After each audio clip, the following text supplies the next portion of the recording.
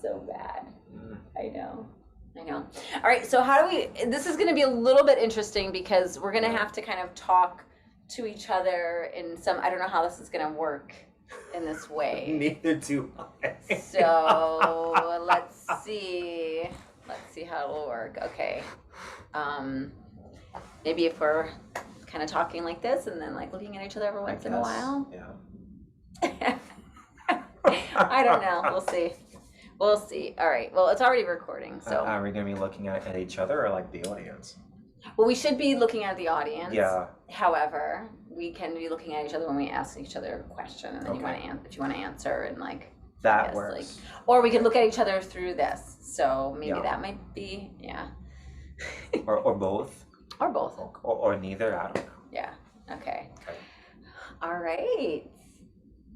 So I haven't done Therapist on Trains drinking tea since COVID because I did that because I really needed to have some sort of sanity and connect with a lot of my therapist friends. And one of the most popular ones actually was with my friend Gabriel. Santisteban. So it's funny because that name is Spanish, right? Yeah. Where in Spain? Do you know? That is a wonderful question, but I do know that my lineage has some royalty in it. Oh, that name says it all. Anyways, so we have a lot in common, actually, both of us being Puerto Rican descent, and interesting last names. My last name is very common. Yours is not at all, right? Like, I don't think I've ever met anybody with like your last name. No. Probably not. Yeah. So anyways, Rivera is like the Smith of like Puerto Ricans. Yeah. And actually, interestingly enough, I found out that my grandfather was adopted. So that's not even his, Interesting. So that's his name, but that's like not necessarily our like lineage, Rivera, but plot thickens. Maybe some other kind of royalty, who knows. So anyways, so what we wanted to do is we wanted to just kind of check in with everybody and by way of talking like we did the last time around what's kind of going on in the world since our last chat during COVID, and anything about therapy that kind of comes up, because things about therapy always come up every time we talk, because we have such great conversation. And we've decided to do it in person. Yes. Face to face. Yes. Without a mask. Yes. Well, now that's actually quite common. You go to the stores, you don't have to wear a mask like we used to. Yeah. I was just thinking about that today, actually. So, how have things been generally? Presently, very well. I could say that the journey from our last conversation like this up until now had rough patches here and there, but it definitely resulted in growth. And I'm just appreciating the difference already and noticing just how the energy is just so different being here with you face to face versus being in a box online last time. Yeah, definitely different energy. Yeah. And are you, so right now, are you seeing patients in person, or how are things in terms of yours? Well, it's funny you say that, because last year I was doing hybrid.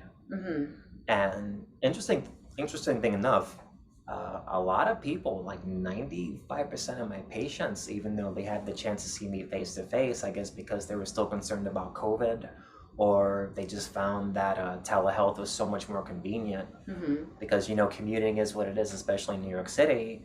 I was lucky if I maybe saw 2-3 people face to face per week.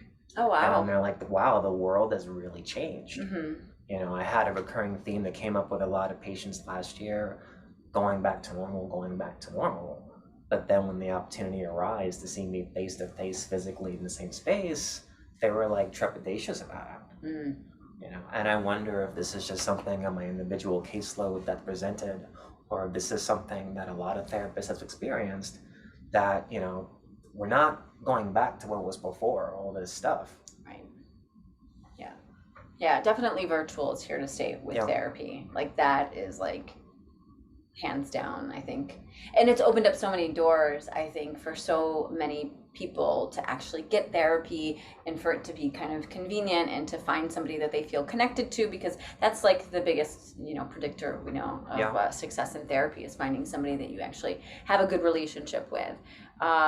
For me, I mean, as you were talking, I was thinking about, I had such a hard time being virtual. I still have a hard time being virtual. Yeah. You made it look so easy. I know, but I can't stand it. So as soon as I could get to the office, which was, I can't remember, we met during COVID, right? We did our session like during COVID when things were still really closed.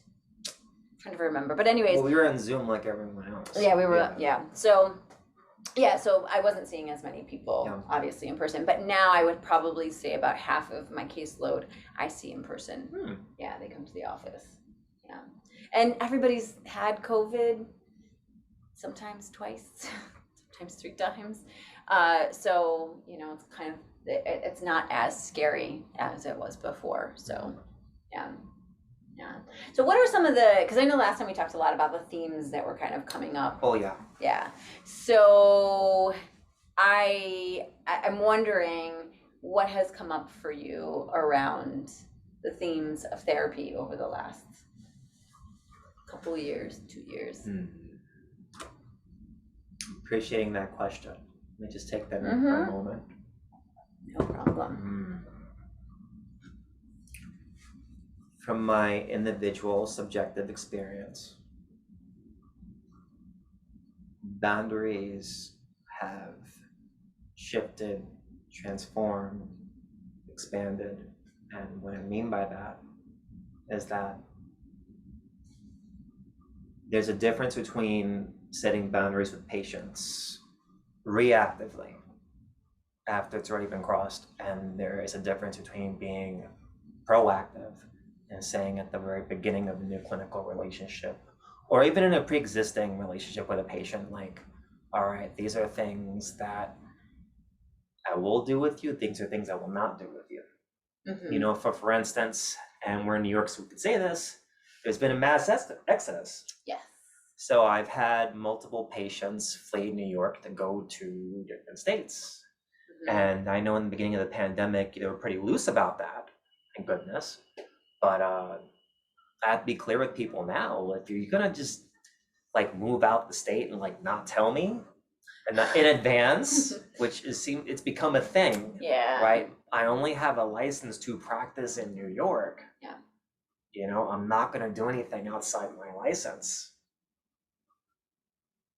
Yeah, no, it's interesting that you bring this up. I just had had to have conversations around this recently, and it's so true. It is a liability in terms of licensing. So before they were so lenient around that, and now they're probably not going to be as lenient because we can definitely like kind of lose our license and also be liable. Yeah.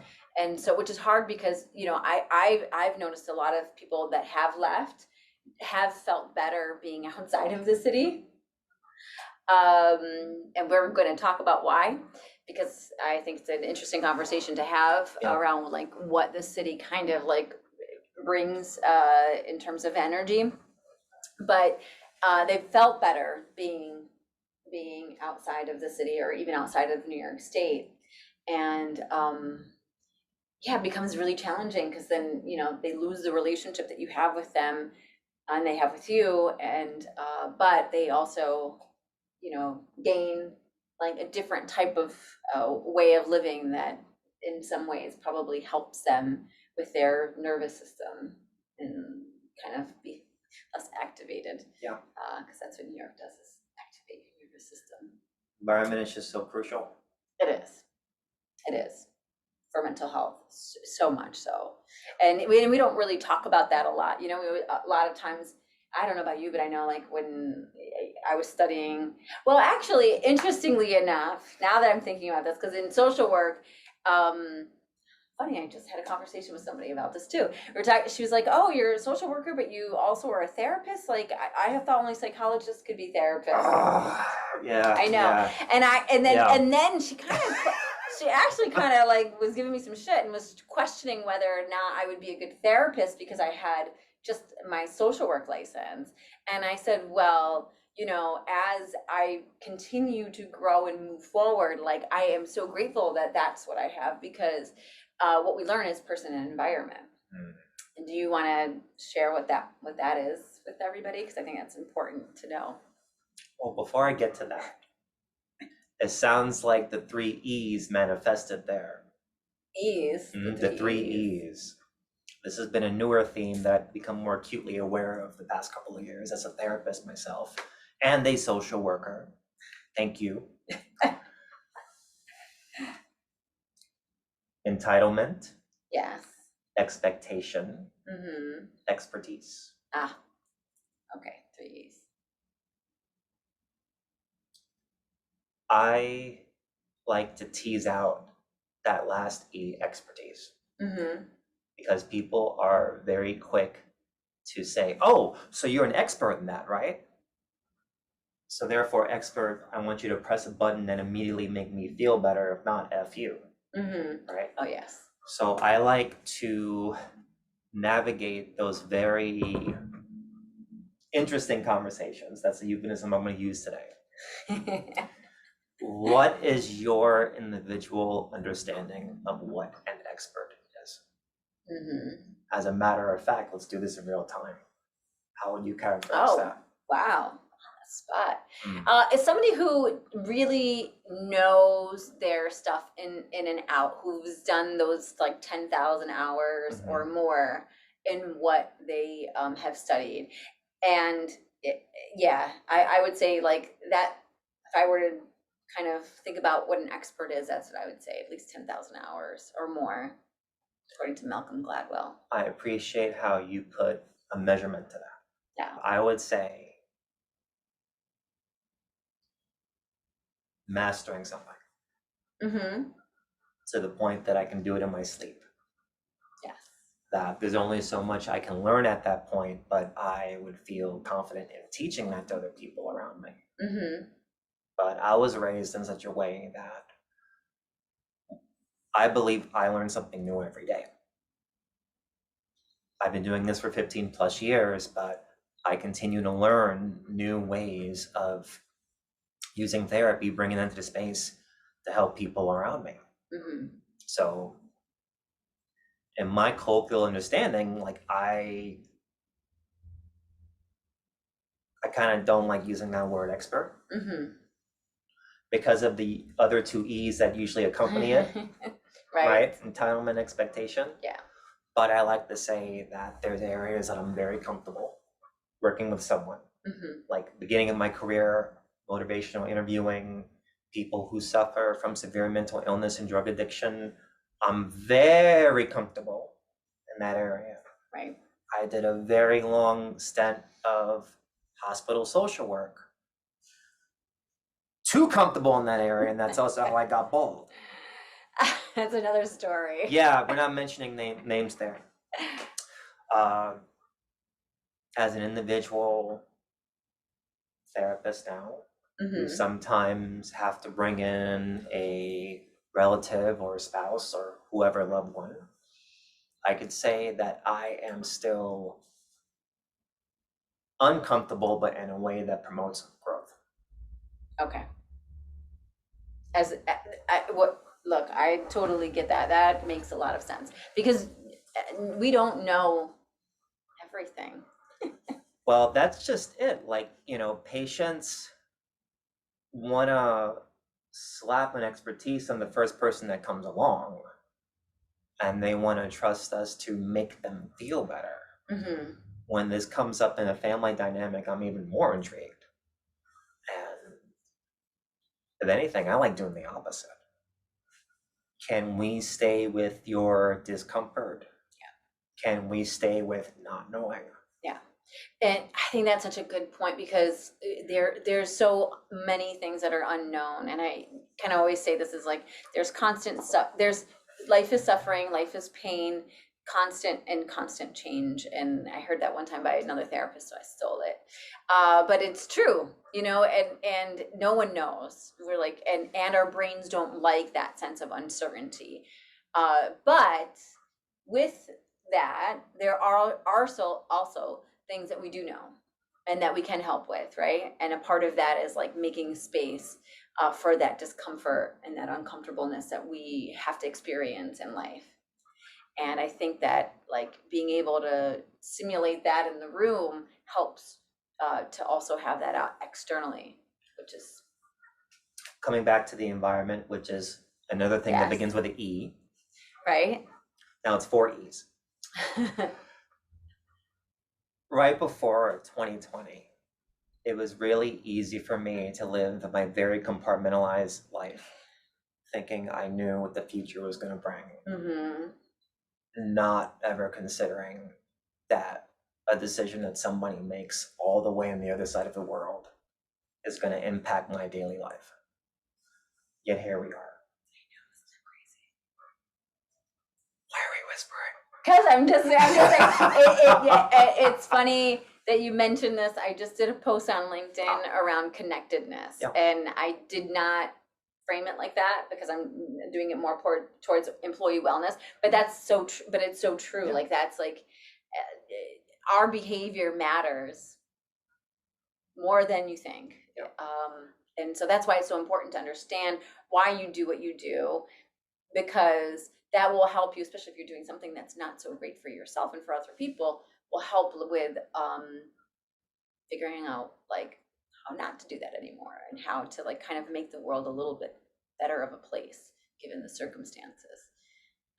That's kind of how I was just thinking about it. But what brings us to field therapy, which is a big tenement of Gestalt therapy, which is my psychotherapy training coming out now. Yes. Can you explain what Gestalt therapy is? Well, let's see. To paraphrase myself, paraphrasing from last time we did this conversation, of course, it comes from a background of psychoanalysis, but it goes into being in the present, in the moment, in a very authentic and organic way, but also how everything around us, person and the environment, one not being able to exist without the other, right? Yeah.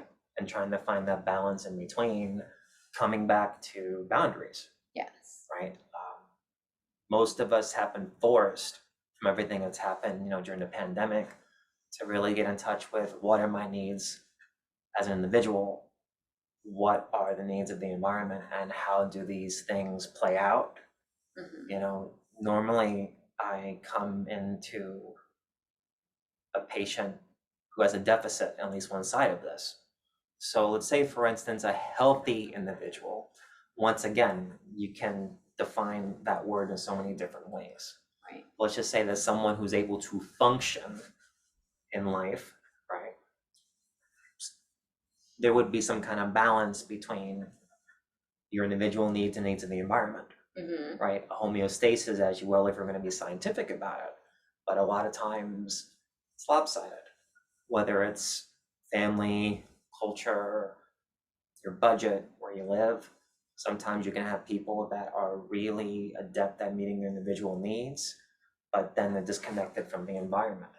Or you can have people that they prioritize meeting the need of the environment and everyone else around them, but their needs take the back burner. Right. So how do you how do you have that balance?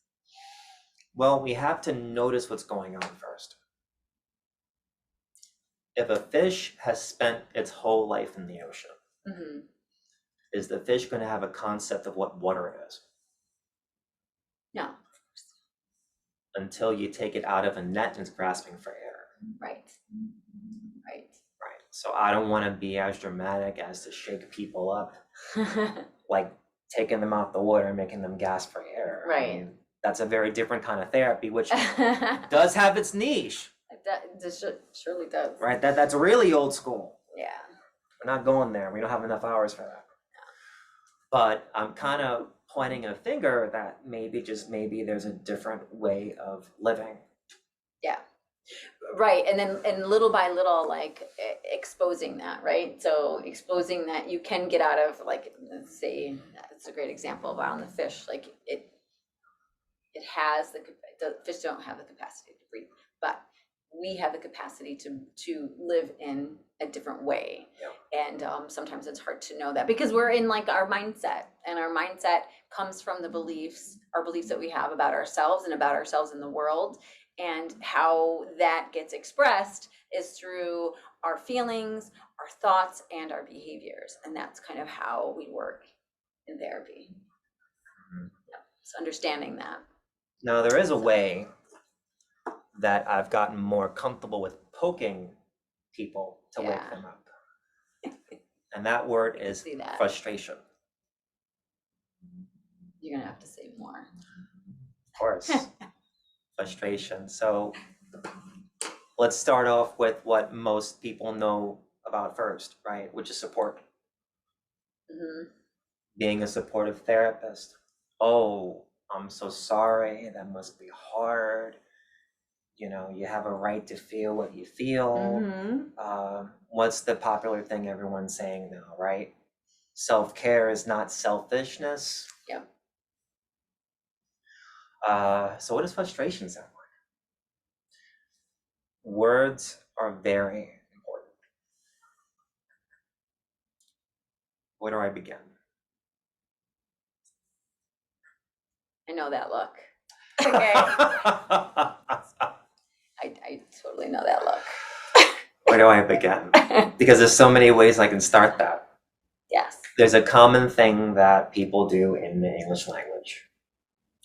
You're going to say to me, well, I feel, and then da-da-da, you're going to give me all this judgments and opinions and thoughts. Mm-hmm. Yep. Right?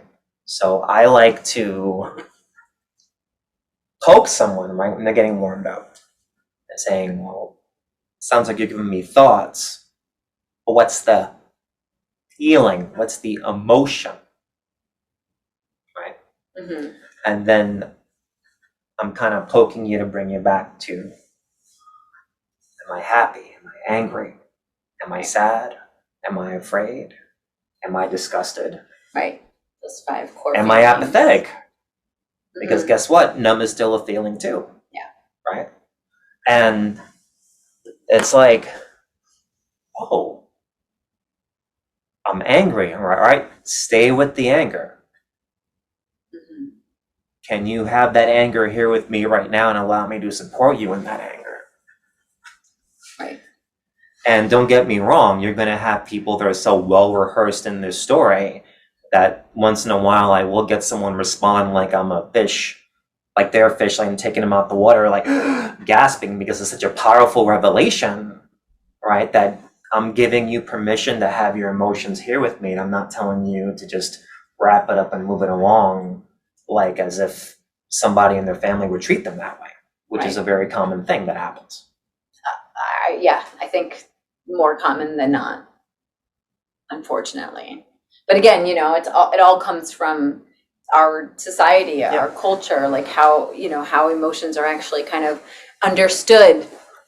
And well, let's talk about culture. yeah, This is one of those rare times that you have 2 therapists from the same culture, right? So let's compare notes. Yeah, yes. Compare notes. Let's just roll with it. We'll just roll with it. We're both Puerto Rican American.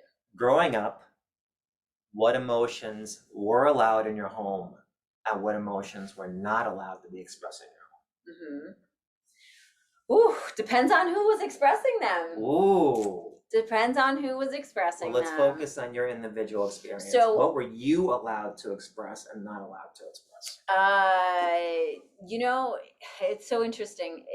It's so funny. I was just thinking about this. So, just so context, this time of the year is always very like sensitive for me around my father because his birthday was June 10th. And yesterday was the Puerto Rican Day Parade. So, like, in honoring, you know, my culture and heritage, you know, I'm honoring my father. So there's that. There's that, and then he also passed away in August of several years ago. But so when I think of my father, it's very complicated. He was a very complicated man. He was very loving, very, very loving. And I think that's a big part of like culturally, just like that like love and passion and attention that you get from being Puerto Rican, being Latino. Like, you know, there is a connection to the love that honestly I didn't experience with my other side, which was my mom's American kind of like white side. So I felt the difference very, very clearly. So there was that love, that you know, attention and connection, but then there was also anger. There was a lot of anger. And you know, culturally, as we kind of understand like what happened in the world that we have no control over, and none of us, like, you know, we're all kind of dropped, and then we come to the realization like, oh, so people came over and they took over land, and then they brought other people over to work as slaves, and everybody kind of like, you know, meshed together, and now we have this culture called the Puerto Rican culture, Dominican culture, a lot of like Caribbean cultures, like a lot of cultures in the Americas, and we have to kind of like contend with what that means. And you know, a lot of times that trauma of you know, I just was watching actually 10,000 BC this weekend. I don't know if you've seen that movie. I feel like Very, I should. very, very similar in the sense of like they were coming around, they were gathering from different tribes and peoples, like slaves to build the pyramids.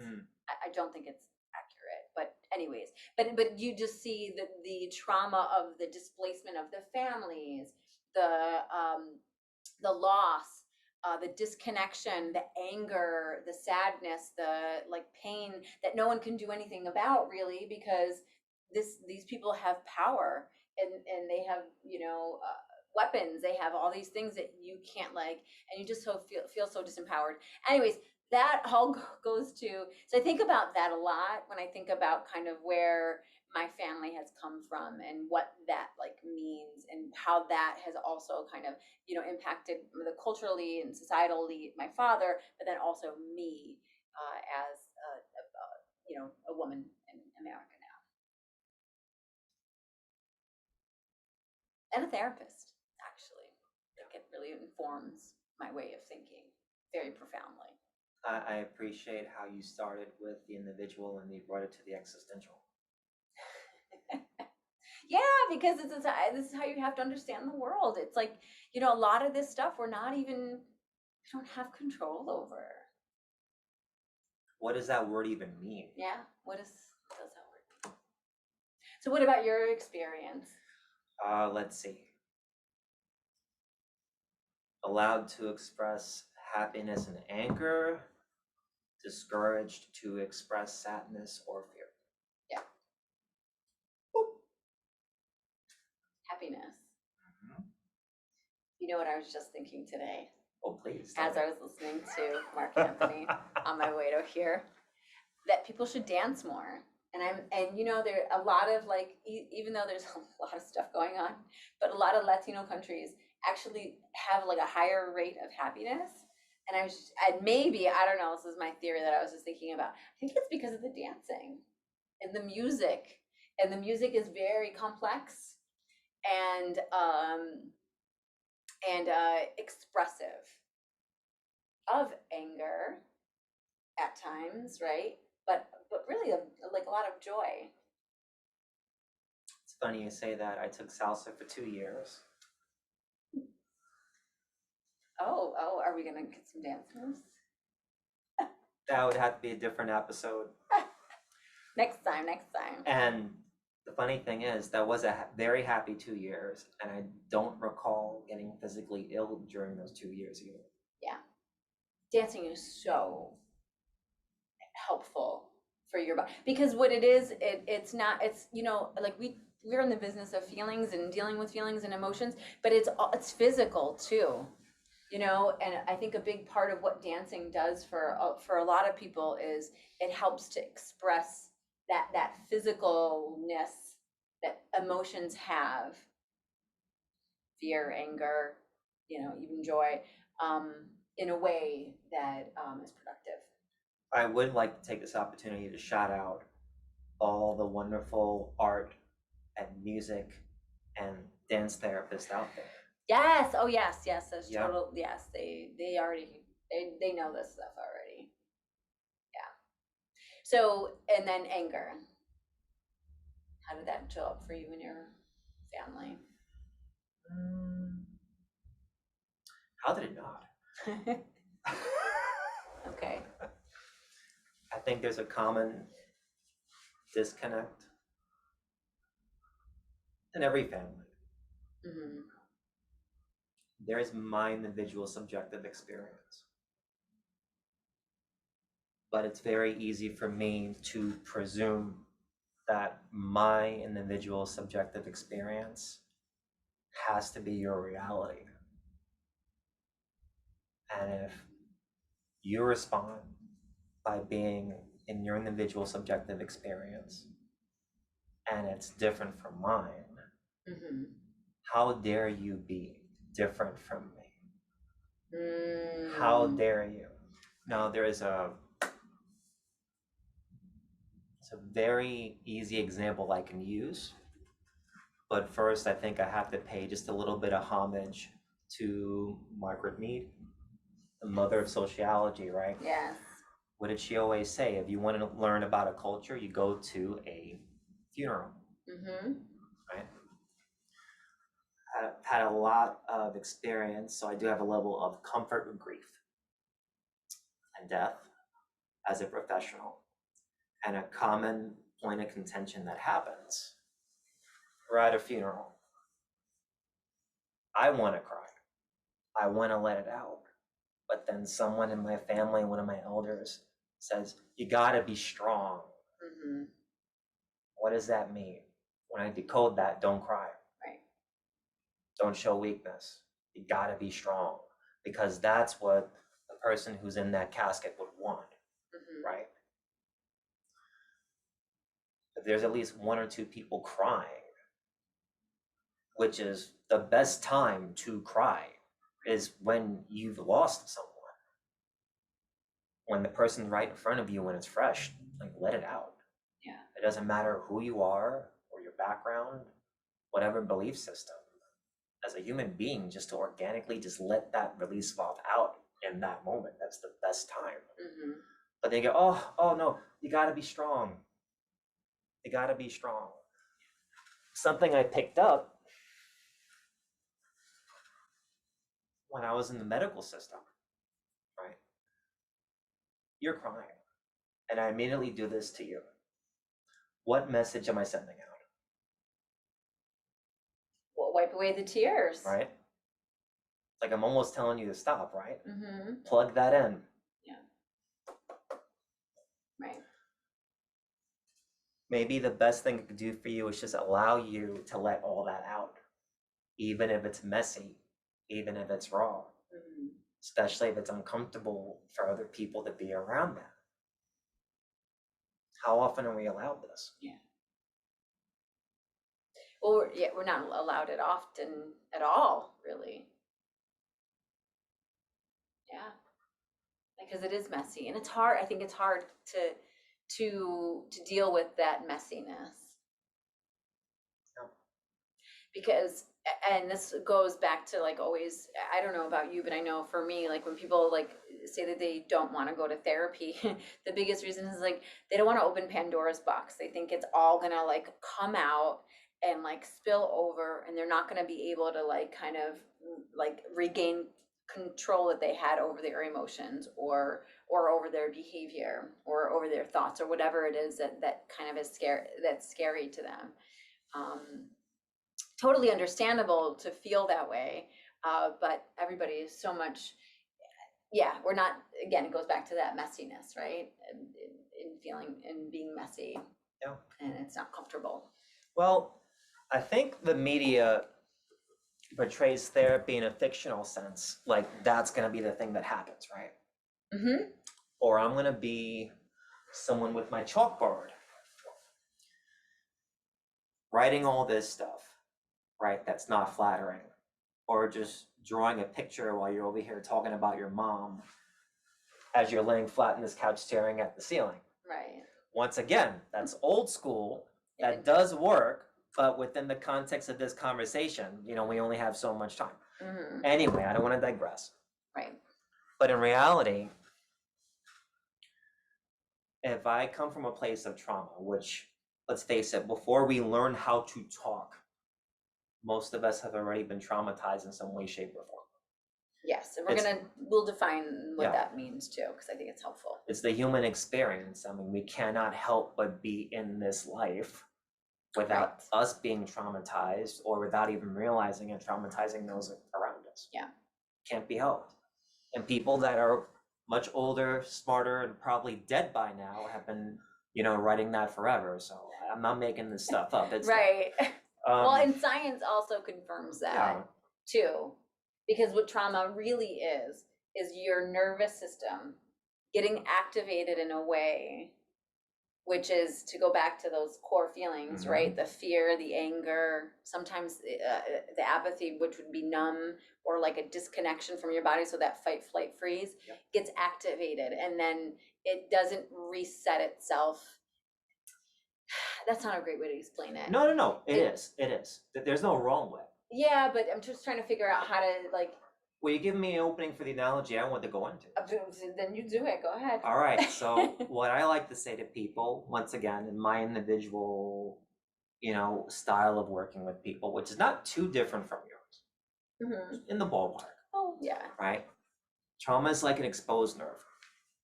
I don't have to jab into it. Just helping people acknowledge that it's there. Right. It's always there. It's really good. That's a great way of putting it. And just by acknowledging that exposed nerve is there, that's empowering. Yeah. And everyone has to take their time with that process. I mean, I've had people work with me for years, and then they finally get into, that trauma. But they had to feel, safe with me. They had to develop that relationship with me, to trust me, to go there with me first. And I'm there like, great, I'm so happy you took your time. Right. And then I've had people at an intake or initial evaluation, right? They'll lay it out in that conversation because they've been holding it in their entire lives. And they were finally ready to let it out and be messy. Right. Right. So when that's happening, I'm not doing this. Right. I'm doing this. Yeah, you're allowing it to be. Yeah. To be, right? To just be. And which is hard for, I think, all of us, because we just want to feel better. It's like a part of our, to go back to that idea, homeostasis, right? Yeah. It's, we want to feel yes, not like no. I love when I have a patient who's a young professional getting worked up over what they call imposter syndrome.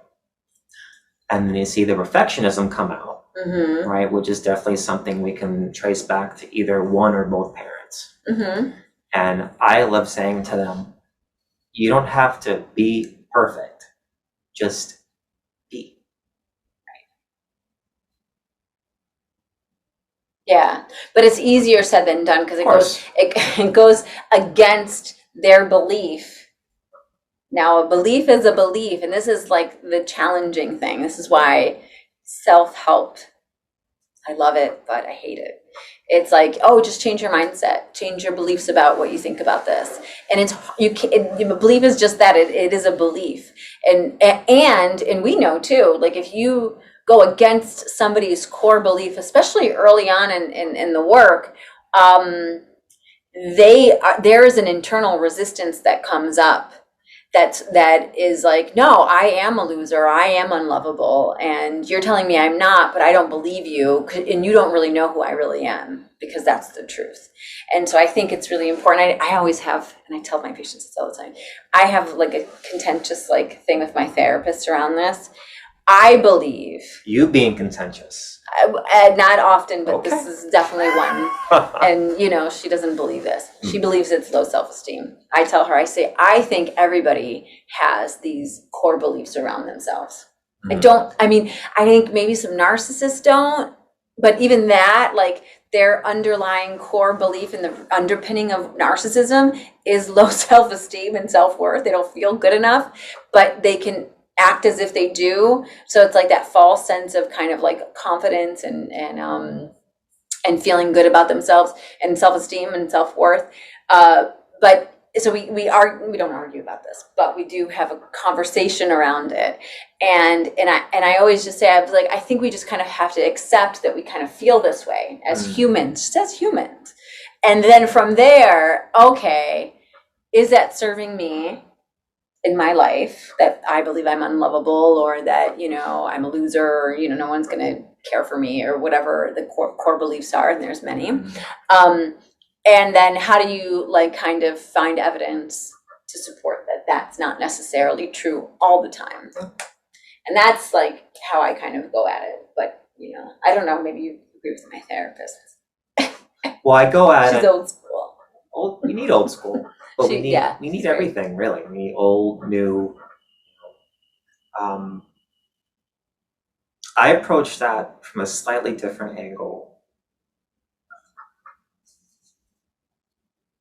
You holding on to that belief, how is that helping you be effective in your life right now? Mm-hmm. And just to take the judgment out of it, because there's a lot of shoulds that come up when I start going into what people believe. I should be like this, I should not be like that. I wish I was more like this, I wish I was less like that. All right, what's the function? Is it helping you be effective right now? Because odds are, you know, people do what they do to help deal with trauma back then. Right. And it worked. You survived, Yes. You got through it. But at the same time, it's become like a prison for you now. And it's not letting you meet your potential. So when I ask people, is it helping you be effective right now at this point in your life? 9 out of 10 times, they'll calmly say no. Right. Yeah. They'll calmly say no because I'm taking the judgment, I'm taking the defenses out of it. Right. Yes, you are. But see, this is where that's the cognitive process. There's the emotional process, and which is like also embedded in the belief. And that is where I get to go back to your earlier point about like poking the emotions out of somebody and why, right? And why that's important, because that is what's connected to the core belief that we have about ourselves. And you know, the thing is like it's all implicit too. Opportunity to poke right now. Sure. All right. Say it again, but instead of saying we, use the word I instead, what you just said. I don't even remember what I just said. What did I just say? Well, using a lot of we language, that we do this to ourselves and we.